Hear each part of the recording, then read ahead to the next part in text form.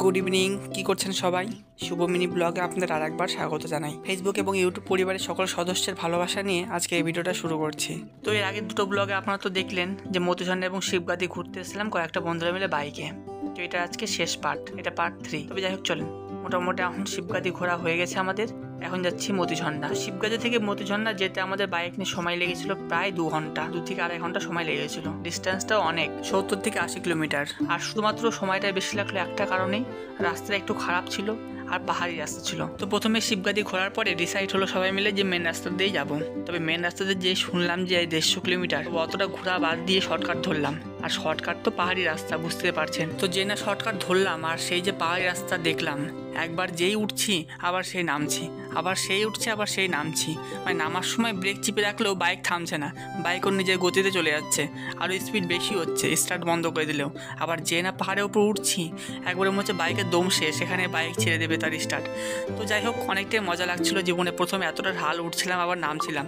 এটা একবার না অনেকবার পাহাড়ি রাস্তা দিয়ে দিয়ে আসলাম বলে অনেক রাস্তা, প্রায় হাফ রাস্তা কম পড়লো। এই চলেন, মোটামুটি গল্প করতে চলে এসেছি। এই যে সামনের পাহাড়টা দেখছেন, এই পাহাড়টাতে আছে মধুঝর্ণাটা। তো পাহাড়গুলো, এখানকার পাহাড়গুলো অত্যন্ত খাড়া জানেন। যেখানে আমরা গেছিলাম প্রথমে শিবগাদি, তো সেখানকার পাহাড়গুলো কম ঢালু, তো এখানকার পাহাড়গুলো একবারে খাড়া। দেখেছেন তো কতটা সুন্দর চারদিকটা। এখানে এসে একটু লাভ হলো জানেন, মোটামুটি সব কিছু সেম, মধুঝর্ণা এবং শিবগাদির মোটামুটি সব কিছুই সেম। তবে এখানকার ডিফারেন্সটা হলো এটাই, যেটার পাহাড়টা ঢালগুলো খুব খাড়া খাড়া। আবার এখানে আসার পরে একটা জিনিস লক্ষ্য করলাম, এই যে এত ঢালটা খাড়া এখানকার পাহাড়গুলোর, আবার পাহাড়ের চূড়াতে একবারে মাথার উপরে আবার কয়েকটা লোক উঠেছে। তো উঠতে মনে হয় 4-5 ঘন্টা সময় লাগবে জানেন। আপনাদের দেখাচ্ছি দাঁড়ান। বাপরে বাপ, চলেন পৌঁছে গেছি মধুঝর্ণা এখন।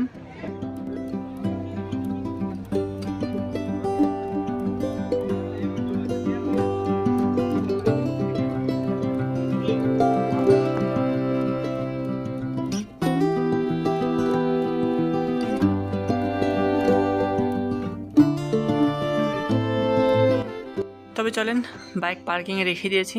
আর এই দেখেন, এখানে আবার টিকিট লাগছে 5 টাকা করে ঢুকতে। আর ওই দেখেন দূরে ঝর্ণাটা। যাই হোক চলেন, এখানে আমার মনে হলো যে এখানে লোকজন একটু কম আসে, দূর তো অনেক, সেই জন্য হয়তো একটু লোকজন কম আসে, সেই জন্য মেনটেন্যান্সের জন্য 5 টাকা করে টিকিট রেখেছে। আর ওই দেখেন একটা বড় পাথরের উপরে একটা বাঘ, সত্যি বাঘ না।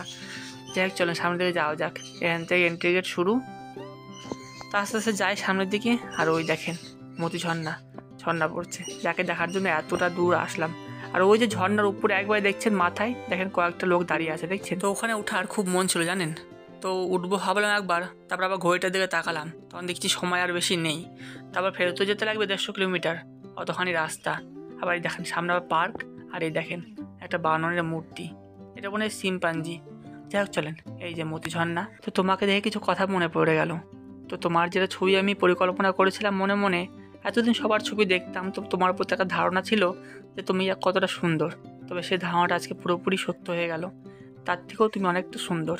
এই মধুঝর্ণা আমার বাবার বাস, সত্যিও একটা অফুরন্ত সুন্দর একটা মুহূর্ত। আর ঝর্ণার জলে স্নান করার আগে তোমার কাছে আমি আসলাম, তোমার আদর্শে এবং তোমার নীতিবাক্যের ওপর আমার সমস্ত জীবন কাহিনী যেন লেখা হয় সে আশা নিয়ে আসলাম।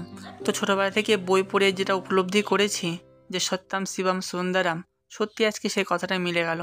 সত্যি শিবের বাস যেখানে, সত্যি সেই জায়গাটা মনোমুগ্ধকর।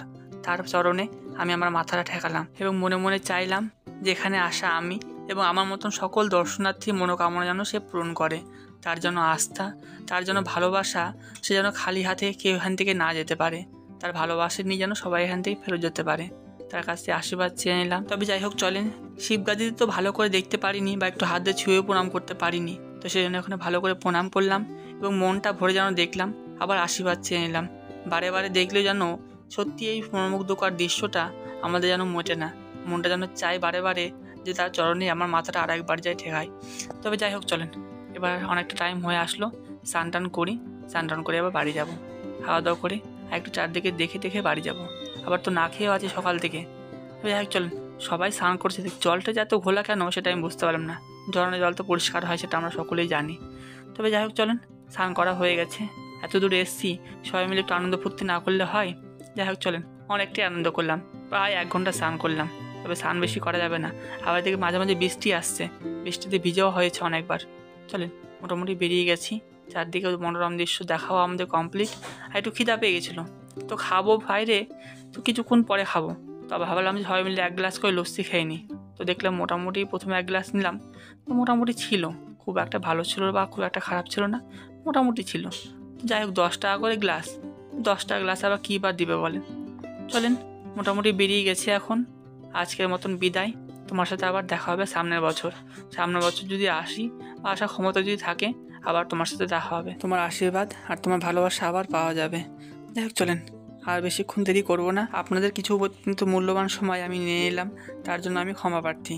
যাই হোক চলেন, দেখা হবে খুব তাড়াতাড়ি পরবর্তী একটি ব্লগে।